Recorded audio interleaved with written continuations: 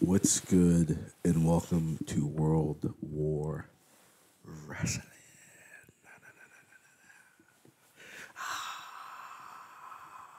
Oh my god.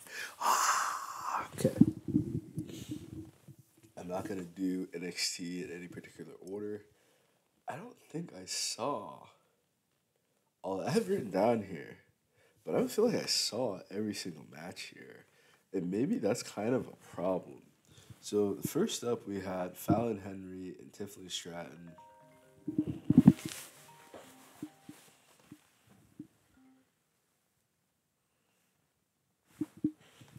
Okay. Let's put the iPhone on the silent mode. There we go. We're on silent mode. My bad. Fallon Henley versus Tiffany Stratton. Basically, the loser becomes the other person's valet, their servant, and I feel like this is much needed character development for Tiffany. If Tiffany Stratton's gonna stay a star, what Tiffany Stratton reminds me of right off the top of my head, Tessa Blanchard, a Deanna Perrazzo, a Trish Stratus. Just this kind of larger than life personality, a hyper inflated caricature of self absorption and vanity as well to match, I would say. But the type of unbridled personality that you can't really relate to.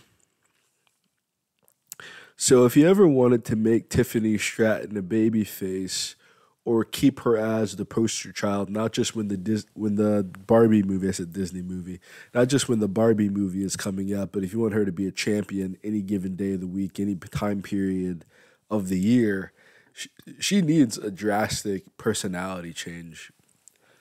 I think Tiffany Stratton is beautiful. I think she is great on the mic. She's an incredible talent, and she has the most irritating fucking voice and gimmick you could ever fucking imagine. And I guess it was supposed to be that way.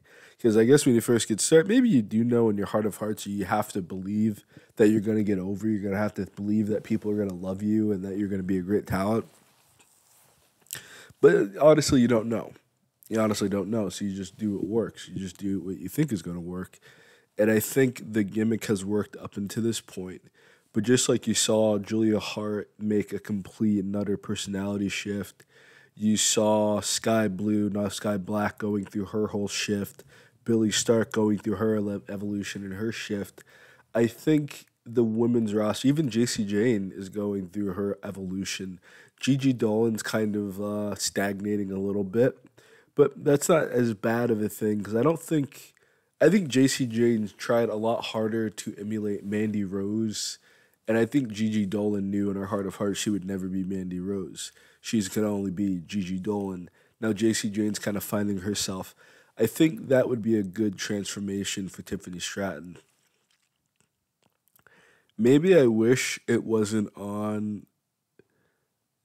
The big guy's getting some traction. The little guy is just kind of waving in the wind right now. You know, they kind of cucked him, honestly, when he first got started, but I've never kissed a girl and all this other type of shit. I don't know how old he is, but that shit was kind of weird. I'm just gonna be honest. So I'm kind of interested to see what's gonna happen with Fallon Henley and Tiffany Stratton.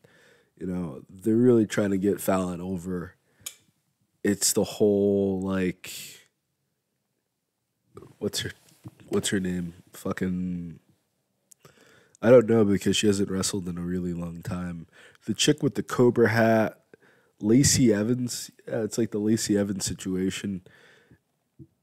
You could create this as a woman that every man wants, which she sadly is not, or a woman that every woman wants to be, which she is not. It's going to be very. I think Tiffany Stratton and Fallon Henley can really balance each other out and find a better gimmick than that because they're both very tough competitors. I do believe there's a tag team NXT women's belt. I do believe that Fallon Henley and Tiffany Stratton would be an incredible tag team. Let's move on to I have LWO and NQCC, the North Quarters Catch Crew. I don't remember this match. I don't remember this match at all. I don't know what came up. I don't know if it's just my brain. I don't know if I just never seen it. I don't remember this match even a little bit. LWO.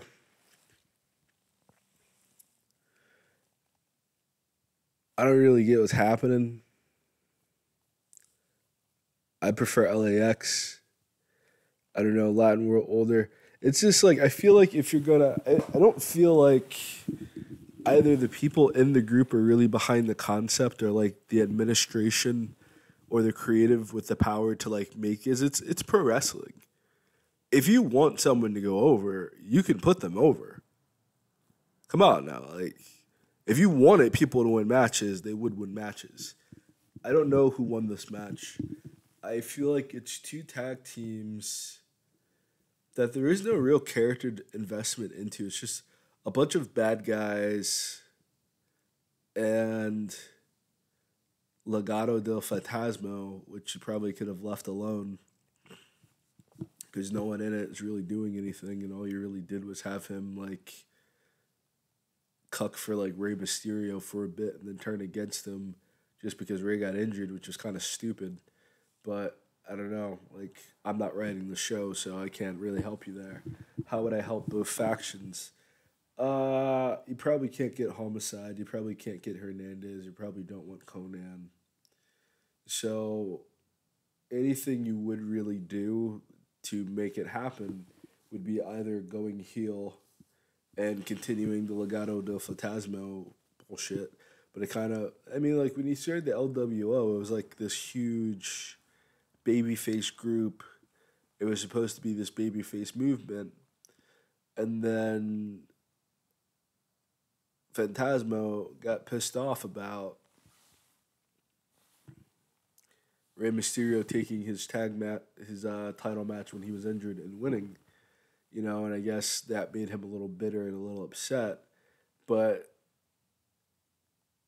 I don't remember him being that upset about it when it was happening. And I feel like it relies way too much about that. Plus, it was on the main roster. I think maybe they just did not get over on the main roster. I guess that goes for Drew Gulak as well. A lot of these guys just would not get over. So I think the only alternative is like getting heat, So NQCC is supposed to be unlikable, which is strange because it's a group of guys I would like to like. I would like to like Jack Dempsey, but I'm not given any opportunity to like him because he sees himself as a heel. And I feel like sometimes people see themselves as a heel when like they don't have any personality or mic skills. It's easy to be a babyface like MJF. It's easy to be a babyface if you can talk, because then you can just kind of lean in whichever direction that you want to. If not, you just kind of have to be yourself. And I guess you feel like sometimes when you're being authentic, you have to like be a bad guy, and I don't think that's the case. I think Jack Dempsey is with pretty shitty guys that he probably doesn't want to be with. Damon Kemp and not the Alpha Academy. The guys who are at the Alpha Academy, but they're not the Alpha Academy. Brutus and Julius, the Creed brothers. I don't really feel like there's any real like satisfying resolution to that. And then I just kind of settled it out. Then Damon Kemp was just kind of like a douchebag who like broke up the Diamond Mine, but that was only because Roderick Strong was going to AEW, and apparently they found out about it. That was the whole angle. I don't know. I just don't really like. I don't like it. That's all I can say. Is like I just don't. I don't like. I don't like the name No Quarters Catch Crew. The No Quarters crew would have been cool. I don't know why Catch. It seemed like there were two different ideas here, and like Damien Kemp was like, "We're no quarters. There's no quarters." Or some shit like that, We don't give him any quarter, we give them no quarter. And then, like, Jack Dempsey's like, no, we're the Catch Crew. And then Drew Gulak's like, I have an idea. Why don't we put them together? Coach Corners crew, no, we're the no quarters catch crew. All right. I guess I've been following you this entire fucking time since I got on NXT. Whole fucking time since I got here. I don't fucking like Drew Gulak. It's like Tony Nese with like fucking Rick Stone. Not Rick Stone. I actually like Rick Stone and Von Wagner. I really think they were making some great memories there. I don't think people would tell you that out loud, but I like Von Wagner's character and his development. LWO versus NQCC. Two teams I didn't really give a fuck about. I don't really care about LWO without the super. I can't say what it is. I don't care about LWO without fucking what's her name? Damn, like you guys got a huge roster. Elektra Lopez, and I damn sure don't care about it without Rey Mysterio. I feel like Elektra Lopez kind of like kept that whole thing together. You need a woman there. I think that's why I have Zelina Vega. But I just don't feel like Zelina Vega has the kind of like... Elektra Lopez is a big girl. She's a big girl who could probably get some gold around her waist. So maybe the two of them together, cool. I just don't understand how that kind of broke up the way it did. Maybe because of the Dom. Next match, I believe, Roxanne Perez versus Ariana Grace. This was an incredibly dominant match by Roxanne Perez, and I've watched her on Ring of Honor, like, and NWA, I believe. I don't recall her beating the shit out of people like this anytime I've ever seen her. Like, I don't recall Roxy beating the shit out of people the way that she was. I remember her being a great champion. I don't recall her beating the shit out of people when she's beating the shit out of people right now. Like she beat the girl so bad that the ref had to reverse his decision and give the win to Ariana Grace. And I think that's also because Ariana Grace is not like... I don't know why she started professional wrestling. Maybe if she was going to be a valet or something, that would have made like a ton more sense. For instance, for a second, I thought she was CJ from NWA, but I don't believe she is. I don't understand what the fuck Ariana Grace is doing here. The way that Roxy beat her ass, I feel like sometimes we pick the wrong career because we have like a narcissistic complex or something like that, or we just don't know any better. We just don't know ourselves enough. And I feel like Ariana Grande should not be a professional wrestler. She just shouldn't be. Next match, Obafemi versus Riley Osborne. This was the match of the night for me. This match was phenomenal. Obafemi gave this man no quarter. You want to talk about no quarter catch crew? Obafemi is the entire no quarter catch crew inside of one person. He beat the bricks off of this man. Yo, there's a brain in there. Yo, sometimes you got a big guy like Omos. He can't speak. He can't talk for himself. The Obafemi got a brain in there. He's a thinking man. He's like, I ain't going out like every other black man in professional wrestling. Black men in professional wrestling are like black men in horror movies. There's a thin line between a Vig Rhames and freaking Day of the Dead and every other black dude that you see in horror movies. Obafemi got somebody in the back. He got a manager. He got a great mama or a great daddy. He got somebody in his corner that was like, don't let them play you, son. Don't let them play you, son. You could build an entire building, an entire arena, an entire show, Obafemi is what Bobby Lashley refused to be. Bobby Lashley was never pro-black. I think he tried it low-key. I think MVP was very pro-black. So MVP started the Hurt Business and wanted to do something for black Americans during Black History Month.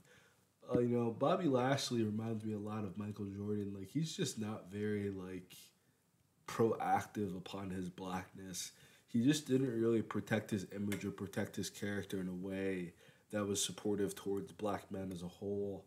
And, he's just kind of let himself be used with whatever the storyline would grant him without any real sense of like how he looks overall as a black man.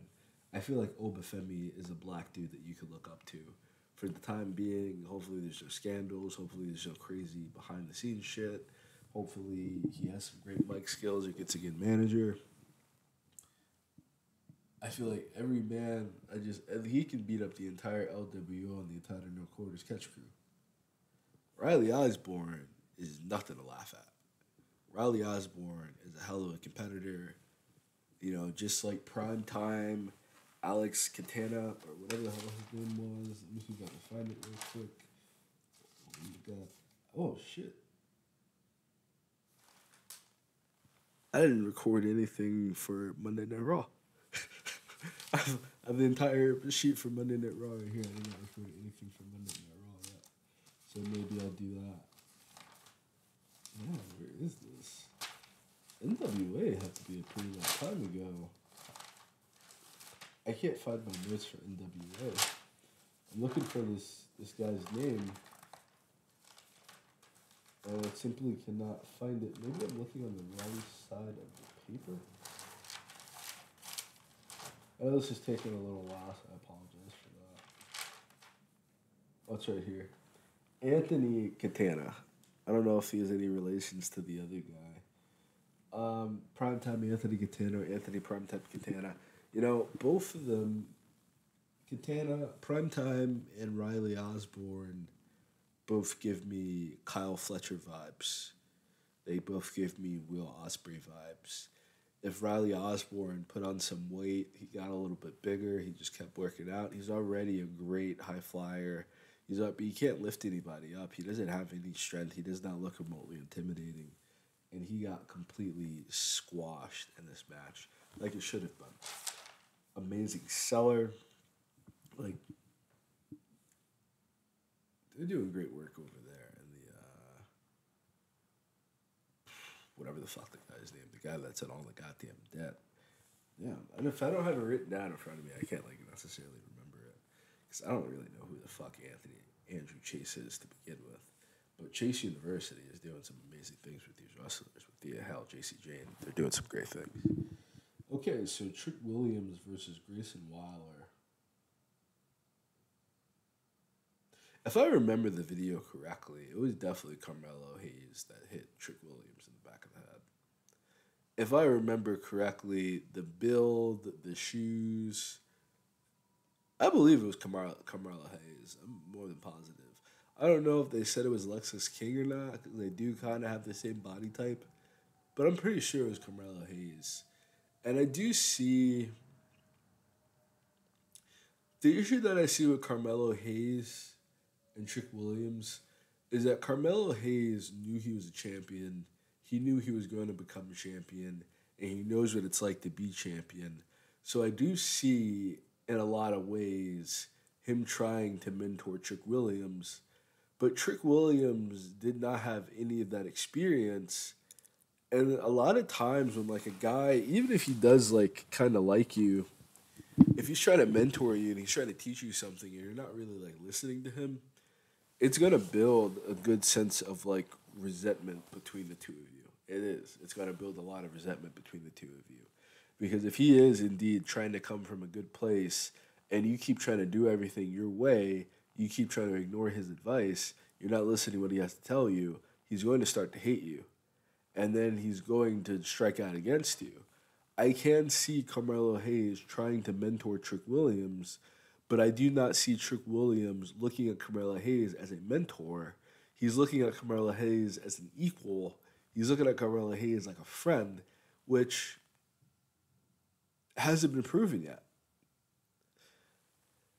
And they are boys. They probably do work together. There's probably times that Trick gets over on Carmelo. There's probably a lot of times that Carmelo gets over on Trick, but they keep saying they don't want to do this will they, won't they BS, but they're doing the will they, won't they BS. But I can kind of see why, because it's like, even if Carmelo is going to support you, when someone has a veteran mentor, it's because they respect the fact that this person is a veteran. You know, the manager is usually the one calling the shots. The manager is usually the one running the plays and saying how things are going to go down. And while the competitor definitely has his opportunity and has his say to be like, I don't think that's right. I'm going to do this because I feel like this is more like close to the gimmick or close to the character or whatever the hell you want to say. Um, I just don't see that kind of dynamic with Trick Williams, and everybody else can see a lot of naivete, a lot of gullibility, a lot of just green under the ears in Trick Williams. He played the underdog, he played the sidekick for so long. Now he's stepping into the spotlight, and that's great. You got a very catchy entrance, that's great. You got a very great look, that's great. But you played a coward for so long. I can understand you wanting to be your own man, but if you wanted to do that, why did you have to bring Carmelo Hayes with you? This would have been a lot less painful for Carmelo Hayes to watch as a fellow competitor from the outside looking in. Sometimes you want to maintain what you had so badly, you don't recognize how much it has changed. Carmelo Hayes has brought Trick Williams up with him. Now Trick Williams is trying to make a name for himself, and it's honestly being kind of sabotaged every step of the way because going from a boxer to a wrestler, if Anthony and Gogo couldn't do it, I don't know how Trick Williams is going to do it. I have a lot of ways that I would imagine putting. Okay, I guess I'll help you there in that regard then, because Trick Williams has to win and Grayson Waller. You have to give him time on the outside to box. It's not going to be a middle of the ring thing. It's going to be on the outside. He can box while they're doing the chaos, and I think making Trick Williams more of like a brawler, more of a street fighter, kind of like Solo Sokoa, and you pull him out there on the outside, or they throw him out. He's a pretty big guy. He falls on the outside. They come out chasing after him, and now it's a brawl on the outside. And Michael Cole's like, oh, there's no striker like Trick Williams. And I don't think it's Michael Cole. I don't know who's on the NXT commentary team since Wade Barrett went to Monday Night Raw. But that's its own thing. But the announcers, Booker T is like, oh, there's no striker like Trick Williams in this game. I like it. Every time he punches, I like it. He punches, I like it. He punches, I like it. He gives him the elbow. He gives him another punch. He gives him a kick, and then he lays the guy out. He rolls in the ring, and then he can give him a 10 count, And that can be, there's nothing wrong with a ring out victory or whatever. But I don't really feel like the translation of boxing into professional wrestling has been done successfully ever. You can do kind of like a Steve Blackman type of thing, but Steve Blackman was not a babyface nor a heel. He was just the guy. So I feel like Trick Williams and Carmelo Hayes, instead of trying to make them go babyface or trying to make them go heel, I feel like they should just be the team. They should just be the A team. It's my idea. Grayson Waller, what can you say about him? There's nobody better on the roster than Grayson Waller. I'm not saying in terms of making like a convincing, for what Grayson Waller does, of being like an agitator, being an instigator, being like a catalyst, for chaos. Grayson Waller has like endless amounts of potential, and he fits his role. So there's nobody that fits his role better than he does at all, period. So Grayson Waller was a great pairing for Trick Williams because he is so obviously the heel. I think the one interesting thing about Trick Williams versus Carmelo Hayes is that Carmelo Hayes was definitely a heel in his time as a champion.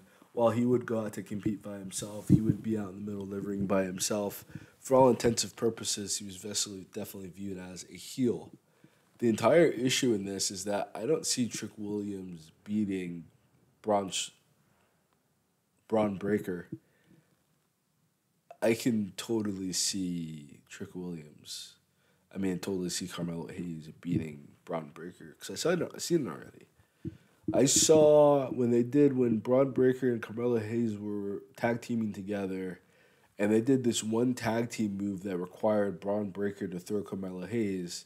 I knew in that moment that Carmelo Hayes could run circles around because he literally took this guy's momentum and used it to knock somebody else out. Like, there's no way that Braun Breaker is ever touching Carmelo Hayes. Maybe on the outside, maybe in a street fight, not in a straight up like one-on-one wrestling match. It's not happening. You know, he would wrestle circles around him. I just Trick Williams just does not have the ground ability. He just does not have the wrestling ability. He just has an amazing look, which is great. Okay, it's all right. It's okay. It's all right. It's not the type of show. It's okay. It's okay. I gotta bring some water inside though. I gotta bring some water when I go inside. I just feel like Trick Williams is a great example of if you want to get somebody over, you can definitely just get them over. I feel like there's a lot that Trick Williams is doing himself to get over, like looking the way that he looks and maintaining like his fitness. Because some guys get on the road and they get like really fat and out of shape. I feel like the best thing that Trick Williams is doing for himself is just being Trick Williams. And maybe that's honestly enough. Maybe that's really just all he needs to do to like get over. Because he's over now. He's more over than anybody else on the roster. If you have Booker T singing along to your theme song, you're over. You know? But I just don't feel like it's anything that Trick Williams has done inside of the ring to do that. I don't know how it's going to be maintained. I don't know how he's going to prove it in the middle of the ring because he just like once Braun Breaker comes back around looking for that title, moving up to the main roster, I don't really see what Trick Williams is going to do to Braun Breaker. Like you're worried about Ilya Dragunov, you're worried about like I don't know, freaking Baron Corbin. Braun Breaker is smashing everybody else. You know, like there's no competition. There's no touching him. I just don't see it. I just don't see it happening. I would love to see it happen. I would love to see a miracle happen, but I just feel like it's an issue of once you get up to the main roster, what are you going to do? You know, because it's one thing to be on the main roster and you know you kind of accept that you're not going to win any matches, you're not going to win any championships, and you're just going to be a jobber, you know, and this is just a job for you. This is just you work, and your work is you losing. I think that's a hell of a thing to accept, and there's guys that do that. They are really the backbone of professional wrestling. They really are. The guys like Akira Tozawa, you know, like they really are the complete backbone of professional wrestling, and they really make this worth watching. They really make this what it is, because you can't have a Shawn Michaels without a jobber. You can't have a Triple H without a jobber. You can't have any of this without a jobber. You need someone who's working. Some guys are going to be superstars, and they're going to be superstars with dubious amounts of talent. You need someone to job out for them. You need someone to work for them. You need someone to sell for them. That's where I feel like Grayson Waller just really fits in very well there, is that he's a great worker. He's a great worker. All around amazing talent. Since the first moment I saw Grayson Waller, and I think I saw him on either NXT Level Up or when they were trying to redo 205 Live or something. But I saw Grayson Waller before he went to NXT, and I was like, this guy is the fucking future. Like, this guy has everything. He has everything. You talk about airport test, like, this guy has everything, you know? I don't think you could have really picked a better pairing to end off your show. I don't think there was anything after this. I think this was all for NXT. But I had a great time watching NXT. I usually have a pretty great time watching NXT ever since because I didn't watch the Black and Gold NXT. I tried watching it when Bronson Reed was still on and all that. Like I tried watching it, and I just didn't really, because I was watching like Impact Wrestling and I was watching like other stuff at that time. I didn't really like get into NXT at all. You know, I just didn't really It just wasn't my cup of tea. I didn't really get into NXT until they did the rebrand, to be honest with you. And so far, I've liked what I've seen. I have seen some of Black and Gold NXT. I have seen some highlights. I saw Shinsuke Nakamura's run, Bobby Roode's run. I didn't watch it early on, but I started watching it later on. But a little too late. That like the end of like I started watching NXT towards the end of the Undisputed Era. Those are like my days of watching NXT. It's like around the end Undisputed Era, the end of that era, the end of that breakup, and then that's when I started watching it. I had a really good time watching those guys together. But I guess we'll talk more about the Undisputed Era when we talk about AEW. This has been World War Wrestling. I have been Daryl Omar. And if you could, Google search Daryl Omar, go to Amazon, go to wherever you buy books, check out my books. I'm still working on becoming a better author. I'm still working on improving quality and getting my stuff up there. But hey, for the time being, this is what it is. This is what we got, and this is what it's going to be. God bless y'all. Have a